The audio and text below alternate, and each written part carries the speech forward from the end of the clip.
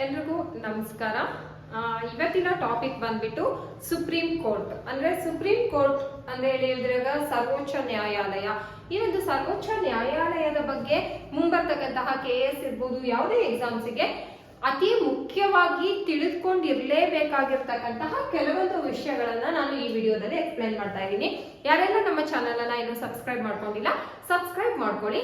ಬನ್ನಿ ಫಸ್ಟ್ ನೋಡೋಣ. ಸರ್ವೋಚ್ಚ ನ್ಯಾಯಾಲಯ. ಸರ್ವೋಚ್ಚ ನ್ಯಾಯಾಲಯ ಅಂದ ತಕ್ಷಣ ನಮ್ಮೆಲ್ಲರಿಗೂ ಗೊತ್ತು, ಸೊ ಇದು ದೆಹಲಿಯಲ್ಲಿ ಇದೆ ಅಂತ ಹೇಳಿ. ಹಾಗಾದ್ರೆ ಈ ಸರ್ವೋಚ್ಚ ನ್ಯಾಯಾಲಯದ ಮುಖ್ಯ ನ್ಯಾಯಾಧೀಶರು, ಇದ್ರ ಬಗ್ಗೆ ಒಂದು ಕ್ವಶನ್ ಖಂಡಿತ ಕೇಳುವಂತಹ ಎಲ್ಲಾ ಸಾಧ್ಯತೆ ಇದೆ. ಯಾಕೆ ಅಂತಂದ್ರೆ ಇತ್ತೀಚೆಗೆ 51ನೇ ಮುಖ್ಯ ನ್ಯಾಯಾಧೀಶರಾಗಿ ಸಂಜೀವ್ ಖನ್ನಾರ್ ಅವರು ನೇಮಕ ಆಗಿದ್ದಾರೆ. ಸೊ ಯಾವಾಗ ಸಂಜೀವ್ ಖನ್ನಾರ್ ಅವರು 51ನೇ ಮುಖ್ಯ ನ್ಯಾಯಾಧೀಶರಾಗಿ ಕಾರ್ಯವನ್ನ ನಿರ್ವಹಿಸಲಿಕ್ಕೆ ಆ ಒಂದು ಅಧಿಕಾರವನ್ನ ವಹಿಸಿಕೊಂಡ್ರು ಅಂತ ಹೇಳಿ ನಾವು ನೋಡಿದ್ರೆ ನವೆಂಬರ್ 11. ಸೊ ಏನು ನವೆಂಬರ್ 11/24 ಅಲ್ಲಿ ಇವರು ಅಧಿಕಾರವನ್ನ ವಹಿಸಿಕೊಂಡಿದ್ದಾರೆ. ಹಾಗಾದ್ರೆ 50ನೇ ಮುಖ್ಯ ನ್ಯಾಯಾಧೀಶರಾಗಿದ್ದಂತಹವರು ಚಂದ್ರಚೂಡ್ ರವರು ನಮಗೆ ಗೊತ್ತು. ಯಾಕೆ ನಾನು ಈ ಒಂದು 50, 51 ಈ ಒಂದು ನಂಬರ್ ಗಳನ್ನ ತಗೊಂಡಿದ್ದೀನಿ ಅಂತಂದ್ರೆ ವೆರಿ ಇಂಪಾರ್ಟೆಂಟ್. ಯಾಕೆ ಅಂತಂದ್ರೆ ಇತ್ತೀಚಿಗಿನ ಒಂದು ಕ್ವೆಶನ್ ಪೇಪರ್ ಗಳನ್ನ ನಾವು ನೋಡಿದಾಗ ನಮ್ಗೆ ಗೊತ್ತಾಗುತ್ತೆ ಎಷ್ಟು ಟ್ರಿಕಿ ಆಗಿ ಕ್ವಶನ್ಸ್ ಅನ್ನ, ಎಷ್ಟು ಡಿಫಿಕಲ್ಟ್ ಆಗಿ ಕ್ವಶನ್ಸ್ ಅನ್ನ ಕೇಳ್ತಾ ಇದ್ದಾನೆ ಅಂತ ಹೇಳಿ. ಸೊ ಹಿಂದಿನ ಮುಖ್ಯ ನ್ಯಾಯಾಧೀಶರು ಯಾರು ಅಂತ ಕೇಳೋದಿಲ್ಲ. 50ನೇ ಮುಖ್ಯ ನ್ಯಾಯಾಧೀಶರಾಗಿದ್ದಂತಹವರು ಸರ್ವೋಚ್ಚ ನ್ಯಾಯಾಲಯದಲ್ಲಿ ಯಾರು ಅಂತ ಹೇಳಿ ಕೇಳಬಹುದು. ಸೊ ಆಗ ಚಂದ್ರಚೂಡ್. ಹಾಗೆ ಪ್ರಸ್ತುತ ಇರ್ತಕ್ಕಂತಹ ಸಂಜೀವ್ ಖನ್ನಾರ್ ಅವರು ಎಷ್ಟನೇ ಮುಖ್ಯ ನ್ಯಾಯಾಧೀಶರಾಗಿ ಕಾರ್ಯವನ್ನ ನಿರ್ವಹಿಸ್ತಾ ಇದ್ದಾರೆ ಅಂತ ಕೂಡ ಕೇಳಬಹುದು. ಸೊ ಆಗ ಅವರು 51ನೇ ಮುಖ್ಯ ನ್ಯಾಯಾಧೀಶರಾಗಿ ಕಾರ್ಯವನ್ನ ನಿರ್ವಹಿಸ್ತಾ ಇದ್ದಾರೆ. ಸೊ ಹಾಗಾಗಿ ಇದು ತುಂಬಾ ಇಂಪಾರ್ಟೆಂಟ್ ಆಗಿರ್ತಕ್ಕಂತಹದ್ದು, ಹೆಚ್ಚು ಗಮನವನ್ನ ಕೊಡಬೇಕಾಗುತ್ತೆ. ಸೊ ಇದು ನ್ಯಾಯಾಧೀಶರಿಗೆ ಸಂಬಂಧಪಟ್ಟಿದ್ದು. ಇನ್ನು ಅದಕ್ಕಿಂತ ಹಿಂದೆಲ್ಲ ಕೇಳಕ್ ಹೋಗಲ್ಲ, ಸೊ ಅದ್ರ ಬಗ್ಗೆ ತಲೆ ಕೆಡಿಸ್ಕೊಳ್ಳೋದು ಬೇಡ.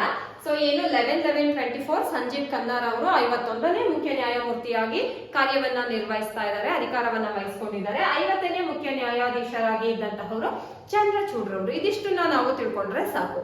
ಹಾಗಾದ್ರೆ ಈ ಒಂದು ಸರ್ವೋಚ್ಚ ನ್ಯಾಯಾಲಯವನ್ನ ಏನಂತ ಹೇಳಿ ನಾವು ಕರಿತೀವಿ ಅಂತ ನಾವು ನೋಡೋದಾದ್ರೆ ಮೂಲಭೂತ ಹಕ್ಕುಗಳ ರಕ್ಷಕ ಅಂತ ಹೇಳಿ ಕರಿತೀವಿ. ಯಾಕೆ ಮೂಲಭೂತ ಹಕ್ಕುಗಳ ರಕ್ಷಕ ಅಂತ ಹೇಳಿ ನಾವು ಕರಿತೀವಿ ಅಂತ ಹೇಳಿದ್ರೆ, ಒಂದು ವೇಳೆ ಮೂಲಭೂತ ಹಕ್ಕುಗಳ ಉಲ್ಲಂಘನೆ ಆದಂತಹ ಸಂದರ್ಭದಲ್ಲಿ 32ನೇ ಅನುಚ್ಛೇದದ ಅಡಿಯಲ್ಲಿ ನಾವು ಸರ್ವೋಚ್ಚ ನ್ಯಾಯಾಲಯಕ್ಕೆ ನೇರವಾಗಿ ರಿಟ್ ಅನ್ನ ಸಲ್ಲಿಸಬಹುದು. ಸೊ ಆ ಕಾರಣದಿಂದಾಗಿ ಇದನ್ನ ಮೂಲಭೂತ ಹಕ್ಕುಗಳ ರಕ್ಷಕ ಅಂತ ಕೂಡ ಕರಿತೀವಿ. ಹಾಗೇನೆ ಸಂವಿಧಾನ ರಕ್ಷಕ ಅಂತ ಕೂಡ ನಾವು ಕರಿತೀವಿ. ಸರ್ವೋಚ್ಚ ನ್ಯಾಯಾಲಯವನ್ನ ಸಂವಿಧಾನ ರಕ್ಷಕ ಅಂತ ಹೇಳಿ ಕೂಡ ನಾವು ಕರೆತಕ್ಕಂತಹದ್ದು. ಹಾಗಾದ್ರೆ ಈ ಸಂವಿಧಾನದ ಯಾವ ಭಾಗದಲ್ಲಿ ಸರ್ವೋಚ್ಚ ನ್ಯಾಯಾಲಯದ ಹಾಗೆ ನ್ಯಾಯಾಧೀಶರುಗಳ ನೇಮಕದ ಬಗ್ಗೆ ವಿವರಿಸಲಾಗಿದೆ, ತಿಳಿಸಲಾಗಿದೆ ಅಂತ ಹೇಳಿ ನಾವು ನೋಡಿದಾಗ ಸಂವಿಧಾನದ ಭಾಗ 5ರಲ್ಲಿ 124ನೇ ವಿಧಿಯಿಂದ 147ನೇ ವಿಧಿಯವರೆಗೆ ಈ ಒಂದು ಸರ್ವೋಚ್ಚ ನ್ಯಾಯಾಲಯ, ಅದರ ನ್ಯಾಯಾಧೀಶರು, ಮುಖ್ಯ ನ್ಯಾಯಾಧೀಶರು ಇವರಿಗೆ ಸಂಬಂಧಿಸಿದಂತಹ ಸಂಪೂರ್ಣ ಮಾಹಿತಿಯನ್ನ ನಾವು ಇಲ್ಲಿ ನೋಡ್ತೀವಿ. ಇಲ್ಲಿ ಭಾಗ 5 124ರಿಂದ 147ನೇ ವಿಧಿಯವರೆಗೆ ನಾವು ನೋಡ್ತೀವಿ. ಹಾಗಾದ್ರೆ ಈ ಸರ್ವೋಚ್ಚ ನ್ಯಾಯಾಲಯದ ಸ್ಥಾಪನೆ ಹೇಗೆ ಆಯ್ತು, ಯಾವಾಗ ಆಯ್ತು ಅಂತ ನಾವು ನೋಡೋದಾದ್ರೆ, ಮೊಟ್ಟ ಮೊದಲ ಬಾರಿಗೆ ನಮ್ಮ ಭಾರತದಲ್ಲಿ 1935ರ ಭಾರತ ಸರ್ಕಾರ ಕಾಯ್ದೆ, 1935ರ ಭಾರತ ಸರ್ಕಾರ ಕಾಯ್ದೆಯ ಮುಖಾಂತರ ಸ್ಥಾಪನೆಯಾಯಿತು. ಆದ್ರೆ ಅದನ್ನ ಫೆಡರಲ್ ಕೋರ್ಟ್ ಅಂತ ಹೇಳಿ ಹೇಳ್ತೀವಿ. ಯಾಕೆಂದ್ರೆ ಫೆಡರಲ್ ಕೋರ್ಟ್ ಅಂತ ಹೇಳಿ ಸ್ಥಾಪನೆಗೊಂಡಂತಹದ್ದು ಮೊಟ್ಟ ಮೊದಲ ಬಾರಿಗೆ 1935ರ ಭಾರತ ಸರ್ಕಾರ ಕಾಯ್ದೆಯ ಅನ್ವಯ. ನಂತರ 1950ರಲ್ಲಿ ಇದನ್ನ ಈ ಒಂದು ಫೆಡರಲ್ ಕೋರ್ಟ್ ಅನ್ನ ಸುಪ್ರೀಂ ಕೋರ್ಟ್, ಸರ್ವೋಚ್ಚ ನ್ಯಾಯಾಲಯ ಅಂತ ಹೇಳಿ ನಾಮಕರಣವನ್ನ ಮಾಡಲಾಗುತ್ತೆ. 1950ರಲ್ಲಿ ಸುಪ್ರೀಂ ಕೋರ್ಟ್ ಅಂತ ಹೇಳಿ ನಾಮಕರಣ ಆಗುತ್ತೆ. 1935ರ ಭಾರತ ಸರ್ಕಾರ ಕಾಯ್ದೆಯ ಅನ್ವಯ ಫೆಡರಲ್ ಕೋರ್ಟ್ ಆಗಿ ಇದು ರಚನೆಯಾಗುತ್ತೆ, ಸ್ಥಾಪನೆಯಾಗುತ್ತೆ ಅಂತ ಹೇಳಿ ನಾವು ನೋಡ್ತೀವಿ. ಹಾಗಾದ್ರೆ ನಂತರ 1773ರ ರೆಗ್ಯುಲೇಟಿಂಗ್ ಕಾಯಿದೆ. ಈ ಒಂದು ರೆಗ್ಯುಲೇಟಿಂಗ್ ಆಕ್ಟ್ ಅಥವಾ ರೆಗ್ಯುಲೇಟಿಂಗ್ ಕಾಯಿದೆಯ ಮುಖಾಂತರ ಭಾರತದ ಪ್ರಥಮ ಸುಪ್ರೀಂ ಕೋರ್ಟ್ ಕಲ್ಕತ್ತಾದಲ್ಲಿ 1774ರಲ್ಲಿ ಸ್ಥಾಪನೆಯಾಗುತ್ತೆ. ಮೊದಲು 1935ರ ಭಾರತ ಸರ್ಕಾರ ಕಾಯ್ದೆಯ ಅನ್ವಯ ಫೆಡರಲ್ ಕೋರ್ಟ್ ಸ್ಥಾಪನೆಯಾಯಿತು. ಅದನ್ನು 1950ರಲ್ಲಿ ಸುಪ್ರೀಂ ಕೋರ್ಟ್ ಅಂತ ಹೇಳಿ ನಾಮಕರಣ ಮಾಡಲಾಯಿತು. 1773ರ ರೆಗ್ಯುಲೇಟಿಂಗ್ ಆಕ್ಟ್ ನ ಪ್ರಕಾರ ಅದರ ಅಡಿಯಲ್ಲಿ ಭಾರತದಲ್ಲಿ ಪ್ರಥಮ ಸುಪ್ರೀಂ ಕೋರ್ಟ್ ಸರ್ವೋಚ್ಚ ನ್ಯಾಯಾಲಯ ಸ್ಥಾಪನೆಯಾಗುತ್ತೆ. ಯಾವಾಗ ಅಂತ ಹೇಳಿ ಹೇಳಿದ್ರೆ 1774ರಲ್ಲಿ. ಎಲ್ಲಿ ಅಂತ ಹೇಳಿ ಹೇಳಿದ್ರೆ ಕಲ್ಕತ್ತಾದಲ್ಲಿ ಈ ಒಂದು ಪ್ರಥಮ ಸರ್ವೋಚ್ಚ ನ್ಯಾಯಾಲಯ, ಭಾರತದ ಸರ್ವೋಚ್ಚ ನ್ಯಾಯಾಲಯ ಸ್ಥಾಪನೆಯಾಗಿದ್ದು. ಹಾಗಾದ್ರೆ ಈ ಸರ್ವೋಚ್ಚ ನ್ಯಾಯಾಲಯ ಕಲ್ಕತ್ತಾದಲ್ಲಿ ಸ್ಥಾಪನೆಯಾದಂತಹ ಸಂದರ್ಭದಲ್ಲಿ ಅದರಲ್ಲಿ ಇದ್ದಂತಹ ನ್ಯಾಯಾಧೀಶರ ಸಂಖ್ಯೆ 7 ಜನ ನ್ಯಾಯಾಧೀಶರನ್ನ ಒಳಗೊಂಡಂತೆ ಕಲ್ಕತ್ತಾದಲ್ಲಿ ಸರ್ವೋಚ್ಚ ನ್ಯಾಯಾಲಯ ಸ್ಥಾಪನೆಯಾಗುತ್ತೆ. ನಂತರ ಏನು, ಈ ಒಂದು ನ್ಯಾಯಾಧೀಶರ ಸಂಖ್ಯೆಯನ್ನ ಹೆಚ್ಚಿಸಲಾಗುತ್ತದೆ ನಂತರದಲ್ಲಿ ಏನು, ನಮ್ಮ ಸರ್ವೋಚ್ಚ ನ್ಯಾಯಾಲಯದಲ್ಲಿ. ಹಾಗಾದ್ರೆ ಈ ಒಂದು ಸರ್ವೋಚ್ಚ ನ್ಯಾಯಾಲಯದ ಪ್ರಸ್ತುತ ಇರ್ತಕ್ಕಂತಹ ನ್ಯಾಯಾಧೀಶರ ಸಂಖ್ಯೆ ಎಷ್ಟು ಅಂತ ಹೇಳಿ ನಾವು ನೋಡೋದಾದ್ರೆ 30+1. ಸೊ 30+1 ಅಂದ್ರೆ ಒಟ್ಟು 31 ಜನ ನ್ಯಾಯಾಧೀಶರನ್ನ ನಾವು ನೋಡ್ತೀವಿ. ಹಾಗಾದ್ರೆ ಯಾವ ವಿಧಿ ಹೇಳುತ್ತೆ ಇದನ್ನ ಅಂತ ಹೇಳಿದ್ರೆ 124ನೇ ವಿಧಿ ಅನ್ವಯ ಭಾರತದ ಸರ್ವೋಚ್ಚ ನ್ಯಾಯಾಲಯದ ನ್ಯಾಯಾಧೀಶರ ನೇಮಕವನ್ನ ಕುರಿತು ಹೇಳುತ್ತೆ. ಹಾಗಾದ್ರೆ ಯಾರು ನೇಮಕ ಮಾಡ್ತಾರೆ? 30+1 31 ಮೆಂಬರ್ಸ್ ಇರ್ತಾರೆ. 31 ಜನ ನ್ಯಾಯಾಧೀಶರು ಇರ್ತಾರೆ. ಈ ಒಂದು ಇದೆಯಲ್ಲ, ಇದು ಮುಖ್ಯ ನ್ಯಾಯಾಧೀಶರು. ಸೊ ನಾವಾಗ ಏನ್ ಹೇಳಿದ್ವಿ, 51ನೇ ಪ್ರಸ್ತುತ ಮುಖ್ಯ ನ್ಯಾಯಾಧೀಶರು ಇದಾರಲ್ಲ, ಸಂಜಯ್ ಖನ್ನಾ ಅವ್ರನ್ನ ಯಾರು ನೇಮಕ ಮಾಡಿದ್ದು? ರಾಷ್ಟ್ರಪತಿ ದ್ರೌಪದಿ ಮುರ್ಮುರವರು ನೇಮಕವನ್ನ ಮಾಡಿದ್ರು. ಅವರ ಆದೇಶದ ಮೇರೆಗೆ ಸಂಜೀವ್ ಖನ್ನಾ ಅವರು ಅಧಿಕಾರವನ್ನ ವಹಿಸಿಕೊಂಡ್ರು. ಸೊ 124+2 124 ಎರಡನೇ ಉಪವಿಧಿಯ ಪ್ರಕಾರವಾಗಿ ಮುಖ್ಯ ನ್ಯಾಯಾಧೀಶರನ್ನ ರಾಷ್ಟ್ರಪತಿಯವರು ನೇಮಕವನ್ನ ಮಾಡಬೇಕು ಅಂತ ಹೇಳುತ್ತೆ. ಹಾಗಾದ್ರೆ 124+2 ನಲ್ಲಿ ಮುಖ್ಯ ನ್ಯಾಯಾಧೀಶರ ನೇಮಕ ಆಯ್ತು ಅಂತಂದ್ರೆ ಇನ್ನ ಉಳಿದಂತಹ 30 ಜನ ನ್ಯಾಯಾಧೀಶರನ್ನ ಯಾರು ನೇಮಕ ಮಾಡ್ತಾರೆ ಅನ್ನೋ ಪ್ರಶ್ನೆ ನಮ್ಮ ಮುಂದೆ ಬರುತ್ತೆ. ಯಾರು ನೇಮಕ ಮಾಡ್ತಾರೆ? ರಾಷ್ಟ್ರಪತಿಯವರೇ ನೇಮಕ ಮಾಡ್ತಾರೆ.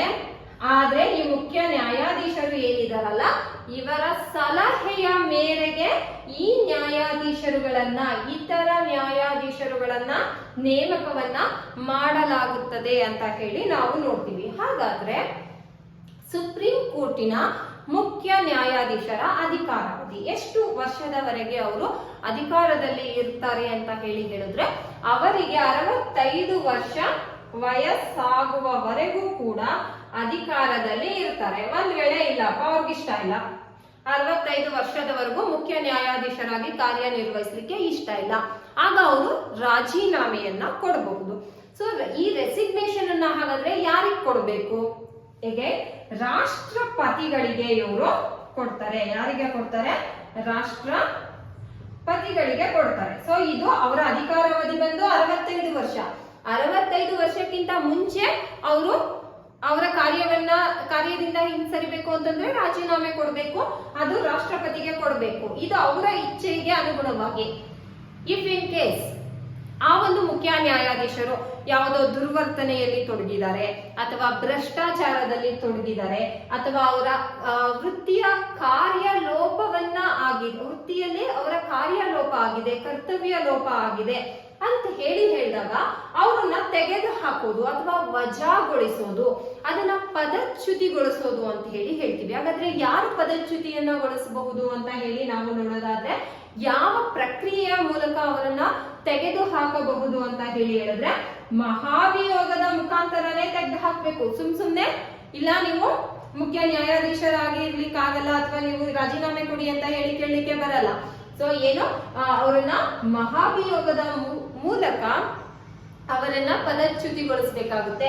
ಸೊ ಹಾಗಾದ್ರೆ ಈ ಮಹಾಭಿಯೋಗವನ್ನ ಕುರಿತು ಆರ್ಟಿಕಲ್ 124 ಕ್ಲಾಸ್ 4 ಅಲ್ಲಿ ಹೇಳುತ್ತೆ ಅವರನ್ನ ಮಹಾಭಿಯೋಗದ ಮುಖಾಂತರ ಅಂತ ಹೇಳಿ. ಹಾಗಾದ್ರೆ ಮಹಾಭಿಯೋಗ ಅಂತಂದ್ರೆ ಏನು ಅಂತ ಹೇಳಿ ನಾವು ನೋಡೋದಾದ್ರೆ, ಸಂಸತ್ತಿನ 2 ಸದನದಲ್ಲಿ 2 ಸದಸ್ಯರ ಮತ ಚಲಾಯಿಸುವ ಮುಖಾಂತರ ಅವರ ಒಂದು ಅನುಮತಿ ಅಥವಾ ಅವರು ಬಯಸಿದ್ದಲ್ಲಿ ಹೌದು ಇವರು ಈ ರೀತಿಯಾಗಿ ದುರ್ವರ್ತನೆಯಲ್ಲಿ ತೊಡಗಿದ್ದಾರೆ, ಇವರನ್ನ ಮುಖ್ಯ ನ್ಯಾಯಾಧೀಶ ಪದವಿಯಿಂದ ತೆಗೆದು ಹಾಕಬೇಕು, ಅವರನ್ನ ಪದಚ್ಯುತಿಗೊಳಿಸಬೇಕು ಅಂತ ಹೇಳಿದ್ರೆ ಆ ಒಂದು ಪ್ರಕ್ರಿಯೆಯ ಮುಖಾಂತರವಾಗಿ ಅವರನ್ನ ತೆಗೆದು ಹಾಕಬಹುದು ಅಂತ ಹೇಳಿ ನಾವು ನೋಡ್ತೀವಿ. ಹಾಗಾದ್ರೆ ಇದುವರೆಗೂ ನಮ್ಮ ಭಾರತದಲ್ಲಿ ಯಾವುದಾದರೂ ನ್ಯಾಯಾಧೀಶರನ್ನ ಈ ರೀತಿಯಾಗಿ ಏನು ಇಂಪೀಚ್ಮೆಂಟ್ ಅಥವಾ ಮಹಾಭಿಯೋಗ ಅಂತ ಏನ್ ನಾವು ನೋಡ್ತೀವಿ, ಇದರ ಮುಖಾಂತರವಾಗಿ ತೆಗೆದು ಹಾಕಲಾಗಿದ್ಯಾ, ಪದಚ್ಯುತಿಗೊಳಿಸಲಾಗಿದ್ಯಾ ಅಂತ ಹೇಳಿ ನೋಡಿದ್ರೆ ಇದುವರೆಗೂ ಆಗಿಲ್ಲ. ಆದ್ರೆ 1991ರಲ್ಲಿ ಹರಿಯಾಣದ ಮುಖ್ಯ ನ್ಯಾಯಾಧೀಶರಾದಂತಹ ರಾಮಸ್ವಾಮಿ ಅವರ ಮೇಲೆ ಈ ಒಂದು ಮಹಾಭಿಯೋಗ ಪ್ರಕ್ರಿಯೆ ಜಾರಿಯಾಗಿತ್ತು. ಆದ್ರೆ ಅದು ಯಶಸ್ವಿ ಆಗಿಲ್ಲ. ಅಷ್ಟೇ ಅಲ್ಲ, ಪಶ್ಚಿಮ ಬಂಗಾಳದ ಕಲ್ಕತ್ತಾದ ಹೈಕೋರ್ಟ್ ಉಚ್ಚ ನ್ಯಾಯಾಲಯದ ನ್ಯಾಯಾಧೀಶರಾದಂತಹ ಸುಮಿತ್ರಾ ಸೇನ್ ರವರ ಮೇಲೆ ಕೂಡ 2011ರಲ್ಲಿ ಈ ಒಂದು ಇಂಪೀಚ್ಮೆಂಟ್ ಅಥವಾ ಮಹಾಭಿಯೋಗ ಪ್ರಕ್ರಿಯೆಯನ್ನ ಜಾರಿಗೊಳಿಸಲಾಗಿತ್ತು. ಆದ್ರೆ ಅದು ಕೂಡ ಯಶಸ್ವಿ ಆಗಿಲ್ಲ. ಈ ಕಾರಣದಿಂದಾಗಿ ಇದುವರೆಗೂ ಕೂಡ ಭಾರತದ ಸುಪ್ರೀಂ ಕೋರ್ಟ್ ಅಥವಾ ಹೈಕೋರ್ಟ್ನ ಇತಿಹಾಸದಲ್ಲಿ ಯಾವುದೇ ನ್ಯಾಯಾಧೀಶರನ್ನ ಈ ಒಂದು ಮಹಾಭಿಯೋಗದ ಮುಖಾಂತರವಾಗಿ ವಜಾಗೊಳಿಸಲಾಗಿಲ್ಲ, ಪದಚ್ಯುತಿಯನ್ನ ಗೊಳಿಸಲಾಗಿಲ್ಲ. ಸೊ ಇದಿಷ್ಟು ಏನು ನಮ್ಮ ಎಲ್ಲ ಮುಂಬರ್ತಕ್ಕಂತಹ ಸ್ಪರ್ಧಾತ್ಮಕ ಪರೀಕ್ಷೆಗಳಲ್ಲಿ ಕೇಳಬಹುದಾದಂತಹ, ಪ್ರತಿಯೊಬ್ಬರು ತಿಳಿದುಕೊಂಡು ಇರಲೇಬೇಕಾದಂತಹ ಪ್ರಮುಖವಾದಂತಹ ಮಾಹಿತಿ ನಮ್ಮ ಸರ್ವೋಚ್ಚ ನ್ಯಾಯಾಲಯ ಅಥವಾ ಈ ಒಂದು ಸುಪ್ರೀಂ ಕೋರ್ಟಿಗೆ ಸಂಬಂಧಿಸಿದಂತೆ. ಇನ್ನು ಯಾರೆಲ್ಲ ನಮ್ಮ ಚಾನೆಲ್ ನ ಸಬ್ಸ್ಕ್ರೈಬ್ ಮಾಡ್ಕೊಂಡಿಲ್ಲ, ಸಬ್ಸ್ಕ್ರೈಬ್ ಮಾಡ್ಕೊಂಡು ನೋಡಿ. ನೆಕ್ಸ್ಟ್ ವಿಡಿಯೋದಲ್ಲಿ ಹೈಕೋರ್ಟ್ ನ ಬಗ್ಗೆ ಇದೇ ರೀತಿಯಾಗಿ ವೆರಿ ಇಂಪಾರ್ಟೆಂಟ್, ಯಾರು ಹೇಗೆ ಯಾವ ರೀತಿಯಾದಂತಹ ಪ್ರಕ್ರಿಯೆ ಅಲ್ಲಿ ನೇಮಕ ಆಗುತ್ತೆ ಅಥವಾ ಎಷ್ಟು ರಾಜ್ಯಗಳಿಗೆ ಒಬ್ಬರು ಮುಖ್ಯ ನ್ಯಾಯಮೂರ್ತಿಗಳು ಇರಬಹುದು ಅನ್ನೋದನ್ನ ನೆಕ್ಸ್ಟ್ ವಿಡಿಯೋದಲ್ಲಿ ನಾವು